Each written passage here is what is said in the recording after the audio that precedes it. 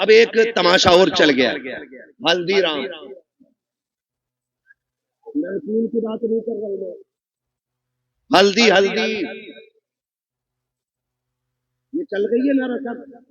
आए दिन फेसबुक पीला पीला दिखता है। अब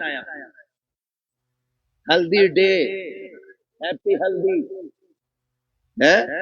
इतनी धुन से तो शबे बारात का एहतमाम नहीं करते जितनी धुन से हल्दी का कर रहा है।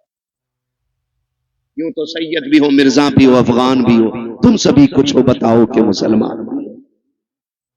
क्यों लगती है हल्दी भाई? गोरा होने के लिए भैंस को 4 दिन हल्दी में डुबा के रखते, काली की काली रहेगी वो गोरी। तूने हल्दी क्यों लगाई? हाँ इमाम साहब ये बात बोल देना, इनका हिसाब करो, मेरे लल्ला की शादी से जल गए। क्यों इन पे लल्ला नहीं है? ये कंडीशन होती है। असल में बात क्या है ना, लोग उन्हें धुन से सुनते हैं जिन्हें पैसा देना पड़ता है। जो महीने के 10,000 लेता तो उसकी बात भी नहीं सुनते। ये भी कड़वी सच्चाई है। कभी ये सोच रहे हो कि अपनी जमात के खिलाफ ना, मैं जानता हूं। तो ये कंडीशन हल्दी की, हल्दी इसलिए लगती है ना कि गोरा हो जाए। गारंटी है मेरी जात, जिसकी शादी हो ना उसे 4 दिन हल्दी ना लगा, 10 दिन एतकाफ की नियत करा के मस्जिद में बैठा दे, कुरान और तस्बीह दे दो और उससे कह तुझे दुनिया की बात नहीं करनी। अल्लाह की इज्जत की कसम खा के कहता हूं, अगर 10 दिन में चेहरे पे निखार ना आ जाए तो नाम बदल दे। जो चीज थी हमारे पास वो खत्म हो गई। हल्दी अकेला एक की शादी थी तो 4 पीले बने घूम रहे, सारे मेंढक लग रहे ना। 4 लड़कों ने पहने, कहा ये कौन है? कहा मेरा कजिन है। ये कौन है? फ्रेंड है। ये कौन है? फला से। ये कौन है? फला। इसने हल्दी क्यों लगाई? कि मुझे देखा। इसने हल्दी क्यों लगाई? कि इसने इसे देखा। हमने हल्दियों के तमाशे इतने कर दिए, हम शरीयत भूल बैठे, दीन पर से पुष्ट डाल दिया। क्या इसी को इस्लाम कहा जाता है? खुदा के वास्ते सुधर जाओ, वरना कौम को तबाही से कोई नहीं बचा सकता है। क्या तमाशे हल्दी के नाम पे नहीं हुए? खुदा की कसम, हल्दी पे देखो तो सही, हाथों में घुनघुने बांधे गए। जिन मर्दों को कुछ पहनने की इजाजत न की, उन्होंने हाथों में घुनघुने पहने, गले में भैंस वाली जंजीर पहनी। क्या हो रखा है? कैसे इज्जत बढ़ती है, शान बढ़ती है। खुदा की कसम खा के कहता हूं, जिसको दाढ़ी भारी लगती हो उसके सोना पहनने से इज्जत नहीं बढ़ती है। अगर इज्जत बढ़ानी है, सोने को धोकर मार, दाढ़ी को सीने से लगा। सोना देख करके बेवकूफ इज्जत करेगा, दाढ़ी देख करके खुदा के फरिश्ते इज्जत करने लग जाते हैं।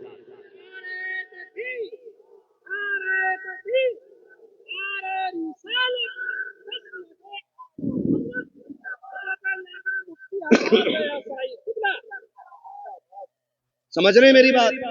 हल्दी करोगे या बंद करो हल्दी सल्दी? जितनी तूने लगाई है इतने में 4 लोगों का खाना बन जाता। क्या तरीके ये? इस्लाम ने 5 वक्त वुजू का तरीका दिया था। तुझे वो देखे मुंह नहीं निखारा जा रहा, हल्दी लगा के पीला हो रहा है। हल्दी लगा के, और कम लड़कियां नहीं, अब्बा दे रहा 15,000 ले ब्यूटी पार्लर चली जा। कहां? ब्यूटी पार्लर अब्बा भेज रहा है। अब्बा ये भुएं कटवाई जाती है। ये पूछो इन उलमा से, एक बाल तक उखाड़ना हराम है। एक बाल तक। तमाशे हो गए, हद हो गई। जन्नत न तेरे बाप की है न मेरे बाप की है। जन्नत इतनी सस्ती होती ना तो ज़ैनब ने लाशों पे घोड़े देखते हुए दौड़ते घोड़े देखे, लेकिन सर से चादर नहीं सरकने थी। सगे भाई के बदन पे घोड़े दौड़े, सैयदा ज़ैनब ने पर्दा नहीं छोड़ा। देखो तो सही, अकबर की लाश सामने थी लेकिन पर्दा नहीं छूटा। बेटों की लाश पे घोड़े दौड़े, पर्दा नहीं छोटा। तेरी बेटी ने गैर के जाके आगे अपने कपड़े उतार दिए, दुपट्टा हटा दिया। का इतना सजा दे एक रात की दुल्हन बन सको। मैं कहता हूं मेरी बहन कान खोल के सुन ले, इस महकम से एक रात का हुस्न आता है। अल्लाह वाली बन जा, कयामत के दिन अल्लाह इतना हसीन बनाएगा कि हूरे तेरे हुस्न को देख के रश्क करती नजर आएगी। और नतीजे मेकअप कितने में होता है? अरे पैंट कितने में होता है ये बताओ, सीधी बात। कितने में हो जाता? 10,000, 5,000, 15,000, जैसी क्वालिटी चाहिए। अब तो सब में बन गई है ना। अच्छा उसूल क्या है? दूल्हा बनते हैं तो क्या रकात पढ़ते हैं? कितनी पढ़ते? पीछे वाले भी पढ़ते हैं कि ऐसे ही चले गए थे ससुराल? कितनी रकात? 2 रकात। और फिर तरीका यह है इस्लाम का, 2 रकात पढ़ के गया था, 2 रकात आके पढ़ता। तू भी पढ़ता, वो भी पढ़ती, लेकिन वो इसलिए नहीं पढ़ेगी कि वुजू करना पड़ेगा, और वुजू कर लिया तो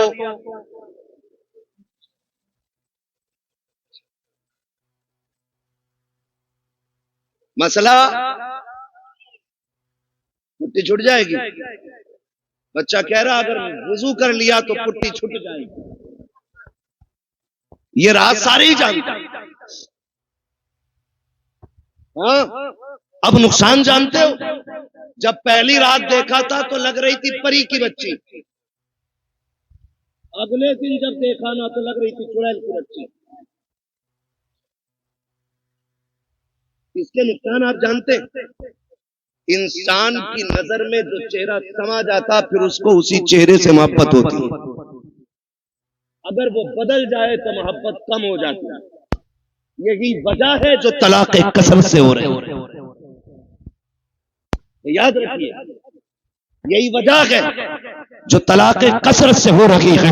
ए मेरी बेटी खातून जन्नत के दर की कनीज कहलाने वाली, जरा सोच तो सकी, तुझे रब ने बाहया बनाया था, तेरी गोद में सलाहुद्दीन आया, तेरी गोद में खालिद बिन वलीद आए, तेरी गोद में उमर इब्न खत्ताब आए, तेरी गोद में अबू बकर सिद्दीक आए। तू नबी तो ना बन सकी, लेकिन नबियों को जन्म देने का शरफ तुझे दिया गया है। तू नबी तो ना बन सकी, लेकिन नबियों को तूने गोद में लेकर लोरिया दी है। रब ने तुझे बड़ा मकाम बख्शा था, बड़ी इज्जतें अता की थी।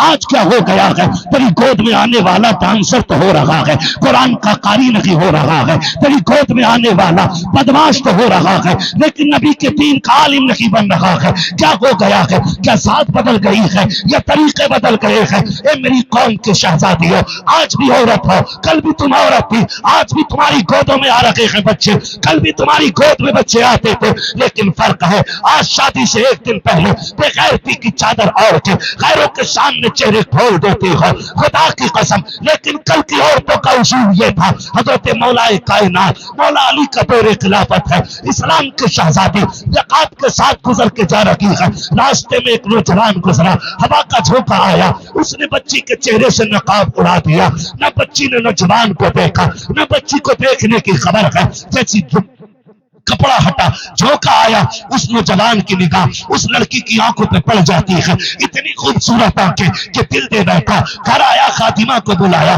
कब पता तो करो फला खातून कौन है, कहाँ की रहने वाली है, उसकी आंखें इतनी खूबसूरत है। खातिमा ने पता लगाया, कहा फला की बेटी है, फला घर में रहती है। उसने कहा उस तक मेरी शादी का पैगाम पहुंचा दो। कोई बदतमीजी नहीं, कोई बदमाशी नहीं, कोई चैटिंग, कोई कॉलिंग नहीं है, सिर्फ एक बार देखा है, आंखों पे दिल आ गया, पैगाम भेज दिया है रिश्ते का, कहा मैं उससे निकाह करना चाहता हूँ। खातून गई जाके कहती है, बेटी फला नौजवान तुझसे निकाह करना चाहता है। बच्ची ने कहा था वो मुझसे निकाह क्यों करना चाहता है? कहा वो तेरी आंखों का आशिक बन बैठा है। कहा उसने मेरी आंखें कहाँ देखी? कहा तू कल चौक में जा रही थी, हवा के झोंके से दुपट्टा हटा, उसकी निगाह तेरी आंखों पे पड़ गई थी। ए बेटी वो तेरी आंखों का दीवाना बन बैठा है। उसने कहा माई ठहर अभी आती हूँ। अंदर गई, जब बाहर आई है, एक हाथ में चाकू था, दूसरे हाथ में तश्त में रखी हुई आंखें हैं। उसने कहा माँ ये जाकर के आंखें उस नौजवान को दे दीजिए।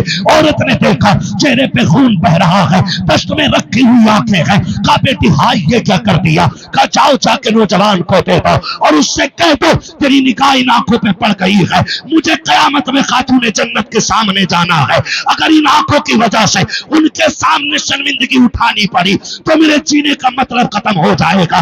कामी ये आंखें इसलिए निकाल दी है कि जिन आंखों की वजह से आका के सामने शर्मिंदा होना पड़े, मुझे उन आंखों की कतई जरूरत है ही नहीं। जिंदाबाद, जिंदाबाद, सुभान अल्लाह, सुभान अल्लाह। इस्लाम की शहजादियां। और आज आज जाकर के कपड़े उतार दिए, दुपट्टे हटा दिए। क्या उम्मीद रखते हो ऐसी औरतों की गोद में सलाहुद्दीन आएगा? क्या हो गया? तरीके बदल गए। जमीनो जमा तुम्हारे लिए, मकीनो मकान तुम्हारे लिए। हम मसलक आला हज़रत के नाम पे नारे टटके लगा लेते। कौन है मसलक आला हज़रत के? बताओ कितने हो? उनकी जिंदगी हम देखें और फिर अपनी जिंदगी देखें। कोशिश करें अल्लाह हमें आला हज़रत के तरीके में। हाँ, समझने की भी जरूरत है और पढ़ने की भी जरूरत है। माफ कीजिएगा, कुछ लोग मिजाज बनाए बैठे, जन्नत तो मिल ही रही है। इमाम गजाली जैसा सूफी जिसकी आज तहरीर पढ़ो तो लगता है दिल सीना चीर के बाहर आ जाएगा। मुकाशिफतुल कुलूब पढ़ने बैठ जाओ तो रोंगटा रोंगटा खड़ा होता है। जिसकी तहरीर में इतना असर है, उसकी जात में कितना असर होगा। लेकिन जानते उन्होंने क्या कहा था? कहते एक फिक्र चैन से सोने नहीं देती। कौन सी फिक्र? कहा कि ये डर लगा रहता है, पता नहीं ईमान पे मौत आएगी कि नहीं। है कोई जिम्मेदारी? है कोई गारंटी? इमाम गजाली जैसी शख्सियत कहती है कि डर लगता है, पता नहीं ईमान पे मौत आएगी कि नहीं आएगी। कहते हैं काश कोई ये खुशखबरी दे दे कि जहन्नम में जिसे सबसे आखिर में निकाला जाएगा और निकाल के जन्नत में डाला जाएगा, गजाली वो तू होगा। कहते हैं खुदा की कसम हंसते हंसते जिंदगी गुजार रहे। ना हम गजाली हैं, ना हम सूफी हैं, सही से पक्के मुसलमान भी हम नहीं हैं। और बेफिक्री इतनी कि डर कोई नहीं है। खुल के गुनाह चल रहे हैं, डट के चैलेंज के साथ। हुजूर निकाह तुम्हारी सुन्नत है, डांस जरूर करेंगे, डीजे जरूर बजाएंगे।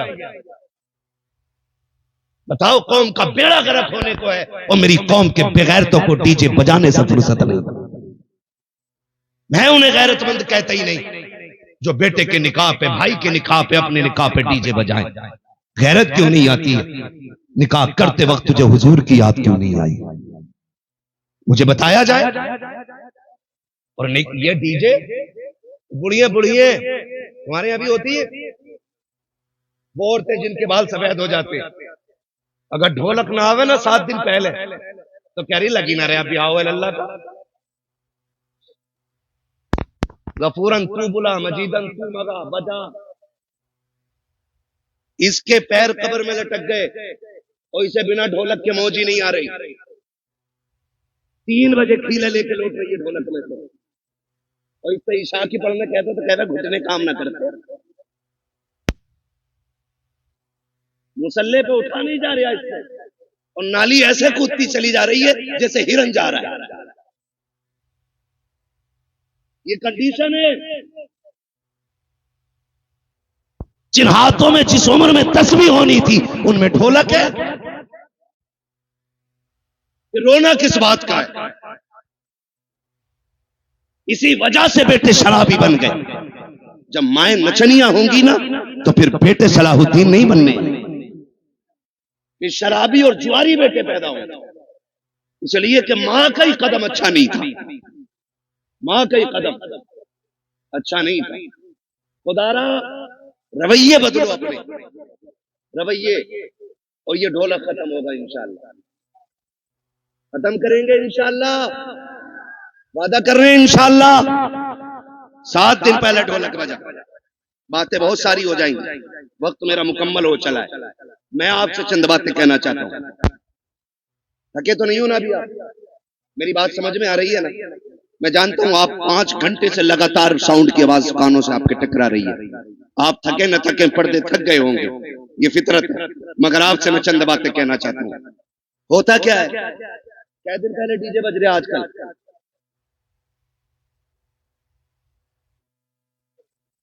5 दिन तो चल ही रहे हैं, क्योंकि पंचतन के मानने वाले जो हैं पहले। अच्छा, डीजे की कोई तखसीस है कि बेटे में बजेगा या बेटी में? अब तो हो रहा है कि कोई ऐसा भाई है जिसे बहन प्यारी ना हो? सबको बहन प्यारी है ना? बोले इतनी कमजोरी से नहीं, ताकि मैं बात भी पूरी ना कर सकूं। बहन सबको प्यारी है ना? सबको प्यारी है बहन।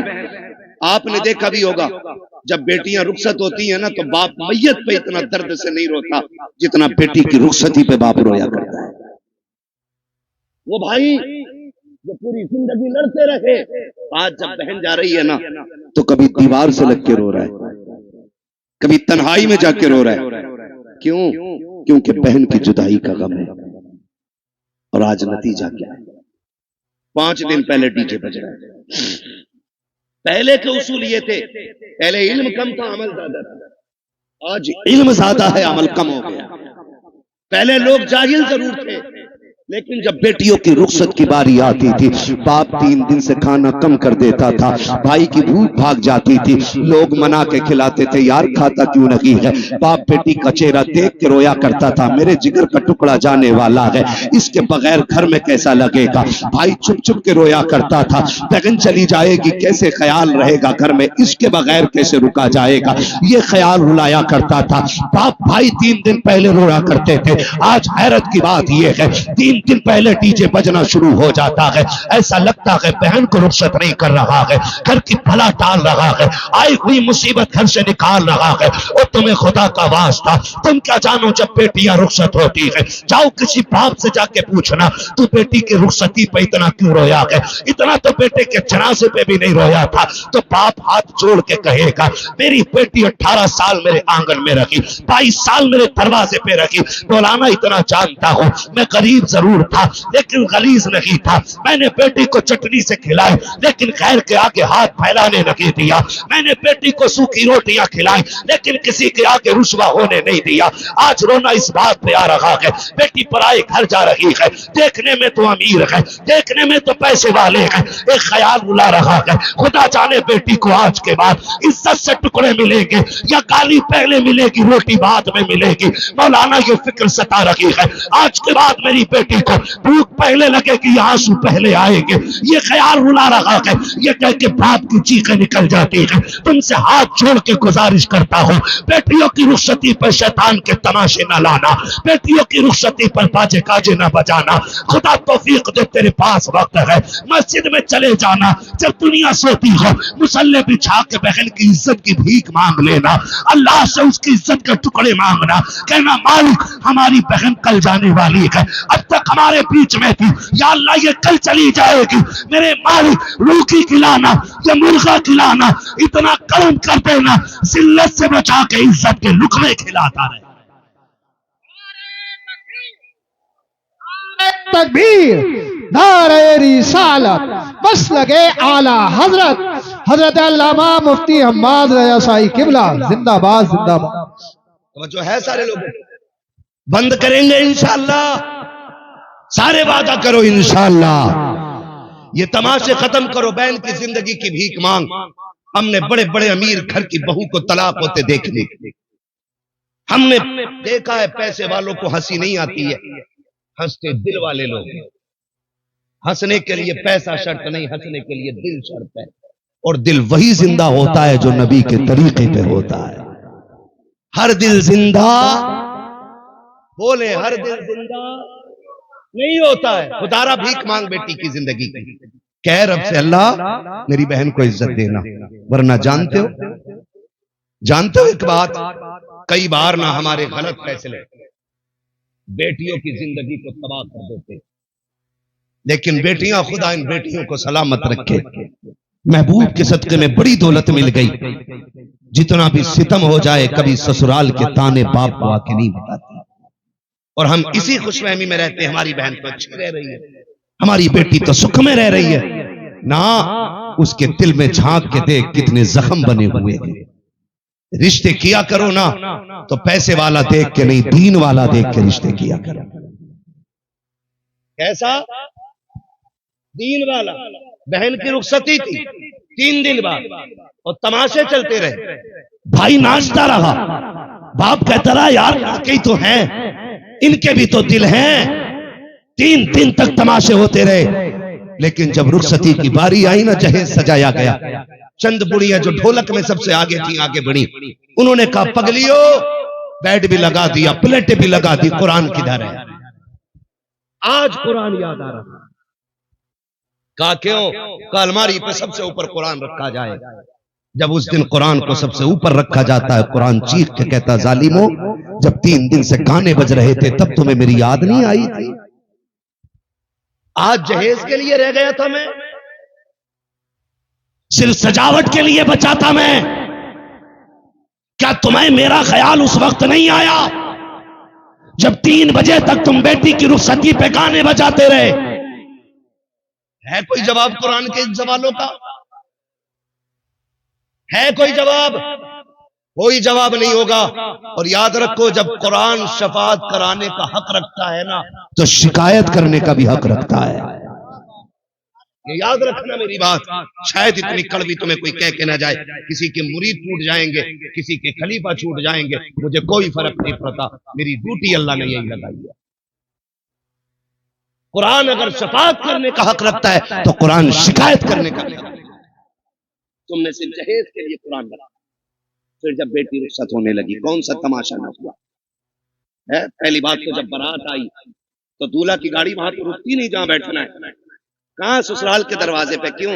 वहां वेलकम होना, आग लगे तेरे वेलकम में। वेलकम होना, वेलकम, वेलकम नहीं, ये वेलकम है। हाँ, वेलकम होना है। और वेलकम के लिए किधर गाड़ी गई? किधर जाती है? किसके? मुखिया के, प्रधान के, या ससुराल के? किसके गेट पे? ससुराल के गेट पे। खुद बताइएगा। ससुराल के गेट पे गया था। इस्तकबाल किसे करना चाहिए था? मर्दों को करना चाहिए था। किसको करना चाहिए था? मर्दों को करना चाहिए था। भाई होते, चचा होते, बाप होते, ताऊ होते, चचा साथ भाई होते, किसको करना था? लेकिन करता कौन है? ये किसकी घर की है? या तो तेरे घर की है या मेरे घर की। ये बेगैरती किसके घर में है? या तो तुम्हारे घर में है या मेरे घर में। कोई भाई पसंद करेगा कि उसकी बहन पे कोई गलत निगाह डाले? करेगा कोई? कर सकते हैं तो हाँ बोले, नहीं कर सकते तो ना बोले। नहीं करेगा ना तो फिर टांग क्यों नहीं तोड़ते उस दूल्हा की जो बेगैरती के साथ इस्तकबाल कराने आ रहे? उससे कह दो ये बेगैरतों की चौखट नहीं, ये गैरत वालों की चौखट है। करोगे इंशाअल्लाह ऐसा? बंद करोगे वेलकम? नुकसानात जानते? जाओ देख लेना। जब वेलकम होता है ना, तो जितनी लड़कियां आती हैं किसी के सर पे खलीफे को दुपट्टा नहीं होता, इसलिए कि जितनी इस्तकबाल करने आएंगी एक भी गैरत आजादी नहीं हो सकती। गैरत वाली बच्चियां तो घर से निकलती नहीं। ये जितनी आती है बेगैरत आती है। ये याद रखिएगा मेरी बात। जितनी आती है बेगैरत आती है। कोई जूस दे रही है, कोई पानी पिला रही है, कोई शरबत दे रही है, कोई कोल्ड ड्रिंक पिला रही है, कोई मीठा खिला रही है। मैं पूछना चाहता हूं, ए इस्लाम की शहजादी, तुझे रब ने हया का जेवर पहनाया था, गैरतों की चादरें उड़ाई गई थी, तू तो कनीज़े फातिमा ज़हरा बनाई गई थी। बता तो सही तेरा क्या बनेगा? आज जब बेटियां आती हैं वेलकम के लिए, भाई भी बेगैरती की चादर ओढ़ लेता है। आप बाप की आंखों में भी गैरत का पानी नहीं है, कोई रोकने वाला नहीं है, सारे पीछे हट जाते हैं। जितने दूल्हा के साथ जाते हैं वेलकम के लिए, वो छटे हुए कौम के गुंडे और आवारा होते हैं। जितनी बच्चियां सामने से आती हैं वो सब की सब बदचलन और बेगैरत होती है। अब मुझे पता तो सही, हमारा इस्लाम तो ये कहता है जहां पे एक अजनबी औरत अजनबी मर्द हो वहां तीसरा शैतान होता है। जहां दोनों तरफ बेगैरत हो, बता वहां कौम का नतीजा क्या होगा? मैं आपसे पूछना चाहता हूं, जब बेगैरती के साथ ये नतीजे निकलते हैं तो बताओ कौम को किन मुश्किलों का सामना करना पड़ेगा। 4 दिन के बाद जब बेटियां बाप का मुंह काला करके जाती हैं, तब मौलवी के पास दुआ के लिए जाते हो, पीर से तावीज लेने जाते हो, फजर से पहले पहले आ जाए ताकि इज्जत रह जाए। और सालिम, अब कोई तावीज काम नहीं आएगा, अब कोई दुआ काम नहीं आएगी। 18 साल बिगाड़ा है बेटी को, इस गलती का मुदाफा 1 मिनट के तावीज से नहीं होगा।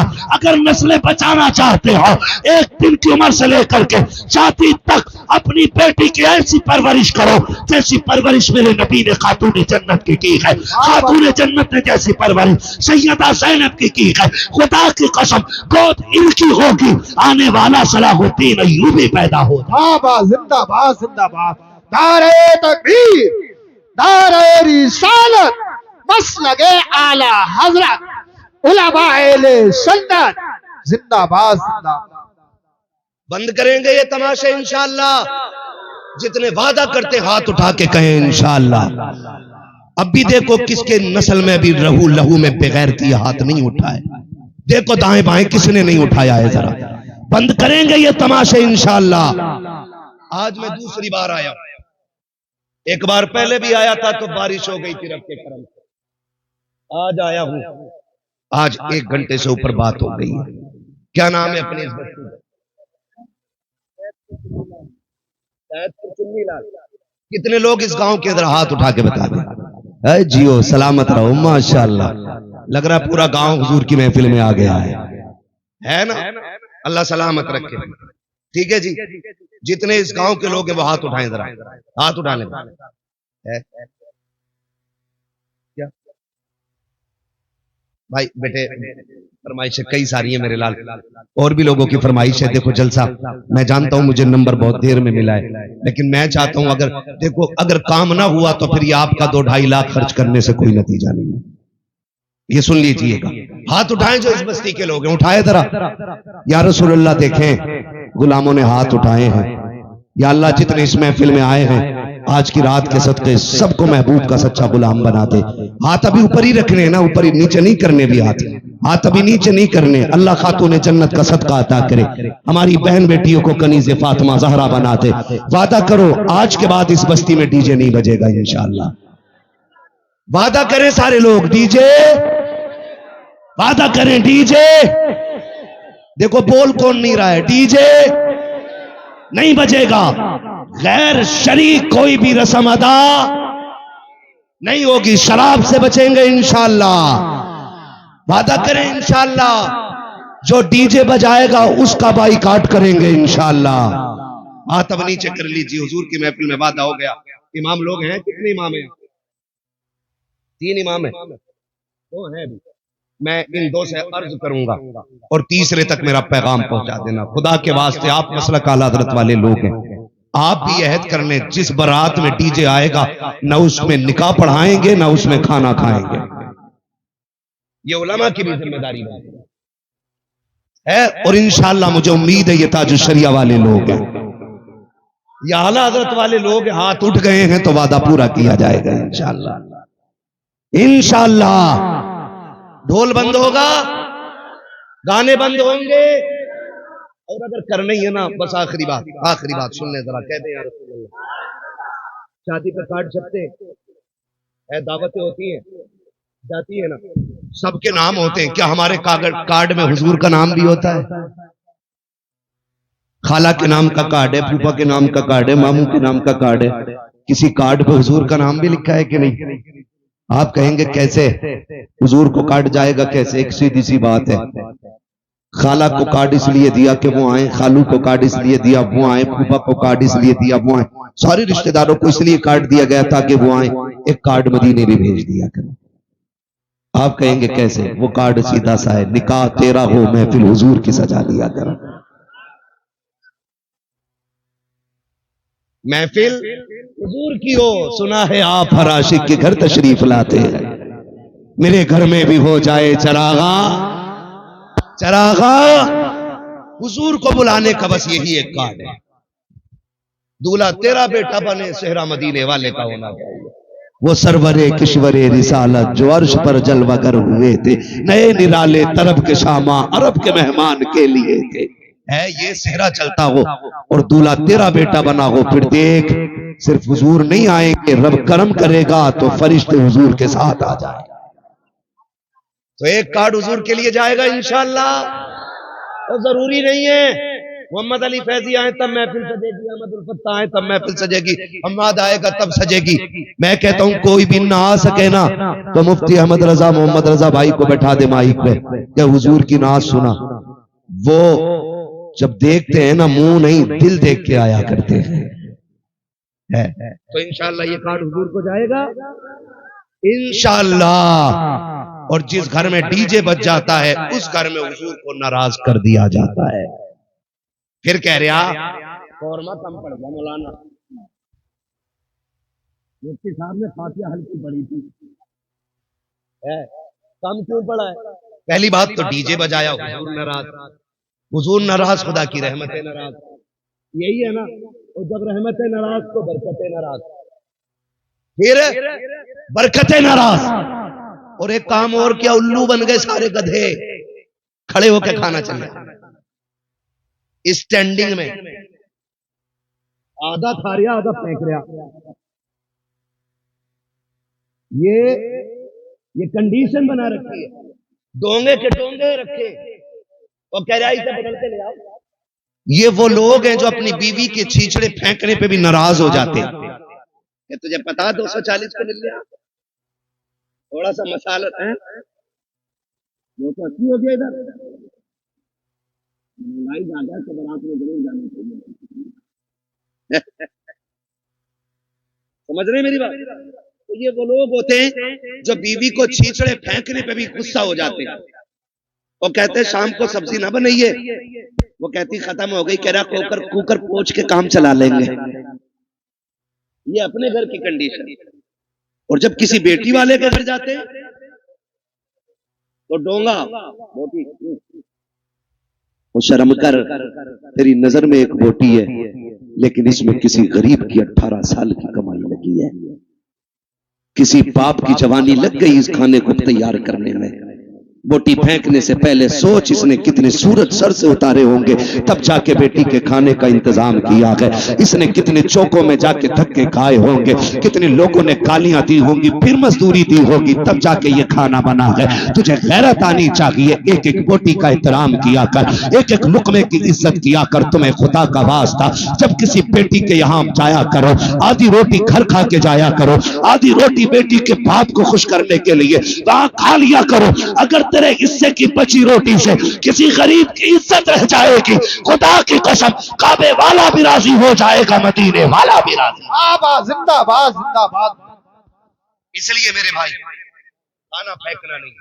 महबूब अलैहिस्सलाम ने इरशाद फरमाया रिस्क की इज्जत करना, अगर ये रूठा तो दोबारा मैसर नहीं, तो आप खाना सुन्नत के मुताबिक खिलाएं। बड़ा अच्छा तरीका लगता है, ये टेबल होते हैं, टेबल इनकी टांगें तोड़ के नीचे बिछा दो, तोड़ मीन्स फोल्ड कर नीचे डाल दो, एक पूरे गांव की तरफ से दस्तरखान लाओ सुर्ख रंग का, सब पे बिछा दो। कोई कितना भी अकड़ हुआ क्या रोटी बाद में खाएगा, हुजूर की सुन्नत पहले अदा करेगा। बैठाओ, गारंटी है मेरी, जहां 25 क्विंटल में भला नहीं होता वहां 12 क्विंटल में भला हो जाएगा। अल्लाह ने हुजूर की सुन्नत में बरकतें रखी है, करेंगे इंशाअल्लाह ये चीजें। मैंने बहुत ज्यादा बातें नहीं करी आपसे, सिर्फ आज की महफिल में इतना कहा है कि शादी में होने वाली खुराफातें बंद करें, निकाह इतना आसान कर दो कि बेटियां मुर्तद ना हो, डिमांड खत्म कर दो, 10 लाख 15 लाख 20 लाख बंद करो, ठीक है। जो बेटी को अपनी खुशी से दे ले लो, जो ना दे प्रेशर नहीं करना है। और जन्नत में जाना चाहते हो, पता लग जाए ये ढोलक में गई थी उससे निकाह करियो ही मत। और आपको एक मशवरा अपनी तरफ से दे जाऊं, करोगे उस पर भी अमल इंशाअल्लाह कर लो, काम बन जाएगा। बड़ी बात कहने लगा, बताऊं कैसे? डिमांड होती है इधर की,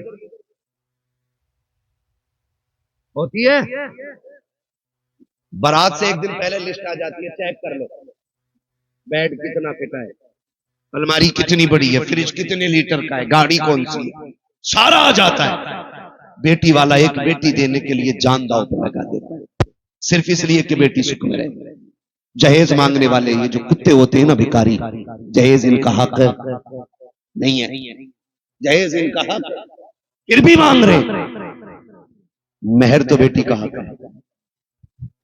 बेटी के बापों से गुजारिश है जितने का जहेज बैठे ना उससे 1.5 गुना मेहर रख। क्या अगर तेरे बेटे की शादी में 12 लाख मेरा लगा है तो बेटी का मेहर 15 लाख रहेगा।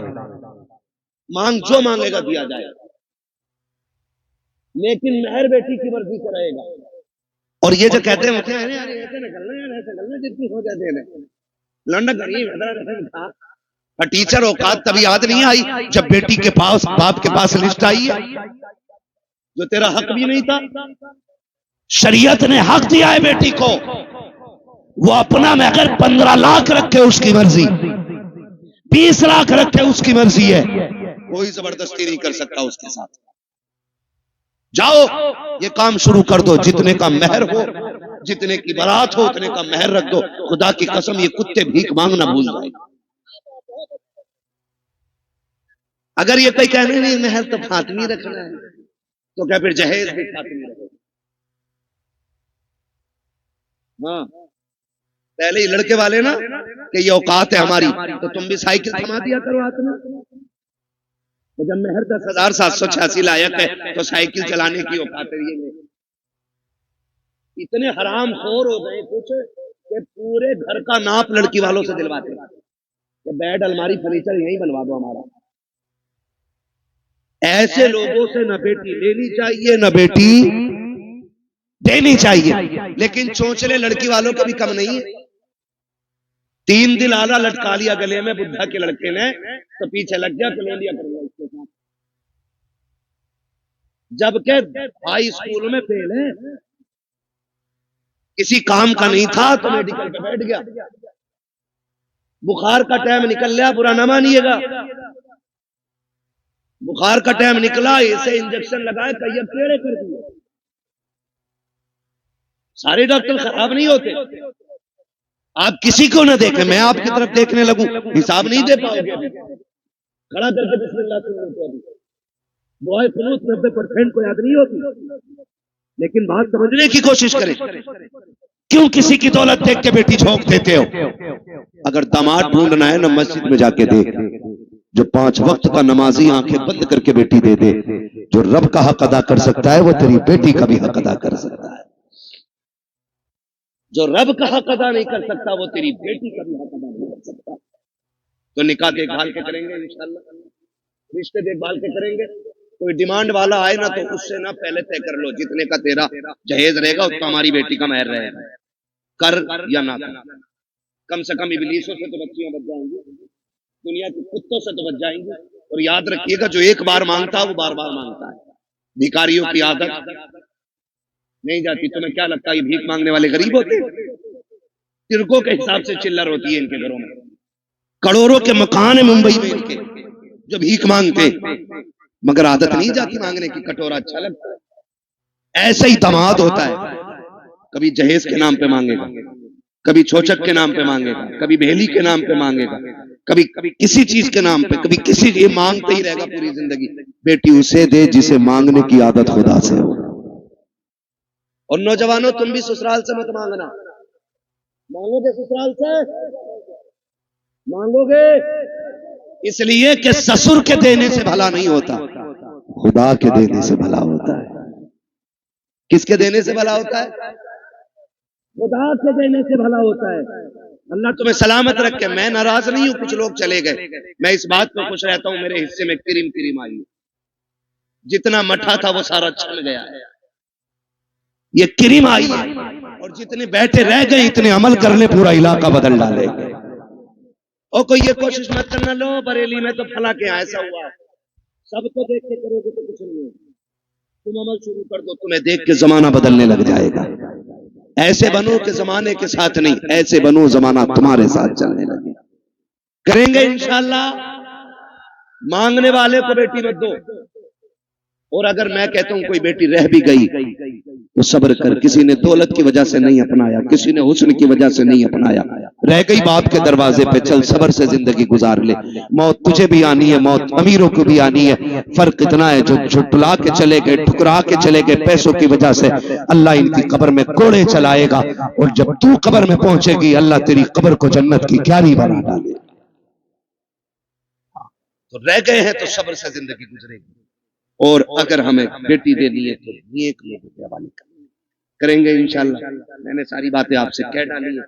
शराब से बचेंगे इंशाल्लाह, जुए के करीब तो नहीं जाएंगे इंशाल्लाह। ये मेरे क्लासमेट दोस्त हैं, मैं इनसे पूछ लूंगा कभी भी फोन करके जुआ तो नहीं चल रहा। अगर इन्होंने बता दिया चल रहा तो किसी मौलवी को बिल्कुल नहीं बदलो यार। ये तो 3 लाख लगाए हैं, ये जो 4 लाख आपने जलसे में लगाए, इसका कुछ हल होना चाहिए, कोई ना कोई रिजल्ट आना चाहिए, कम से कम इतनी तब्दीली हो जाए आज के बाद किसी शादी में गाना नहीं बजना चाहिए। नहीं बजेगा ना इंशाअल्लाह, जो बजाएगा उसके यहाँ दावत खाने में जाइए, इमाम निकाह पढ़ाने नहीं जाए, उसके बेटे को नमाज पढ़ाने के लिए इमाम नहीं जाए, हट जाओ, कैसे निकाह नहीं, जनाजे में भी नहीं आना, ये फाइनल कर दो, फिर देखे हमने किसने बजा। कोई शान गाजे बाजे से नहीं बढ़ती, शान बाजे गाजे से बढ़ती तो हजरत अली की बारात ना, अली दूल्हा बन के सादगी से हुजूर की चौखट पे नहीं आई, सादगी में अल्लाह ने इज्जत रखी, तो करेंगे इंशाअल्लाह। फरमाया गया लक़द कान लकुम फी रसूलिल्लाहि उस्वतुन हसना, मेरे महबूब की जिंदगी आपके लिए बेहतरीन नमूना है, हुजूर का किरदार अपनाना है। शजरा शजरा आप मुझे थके थके लोग लग रहे हैं, मैं आपको बता दूं, जब मैं शजरा पढ़ूंगा ना, मेरा हाथ का इशारा होगा ना, तो ये समझ जाना मौल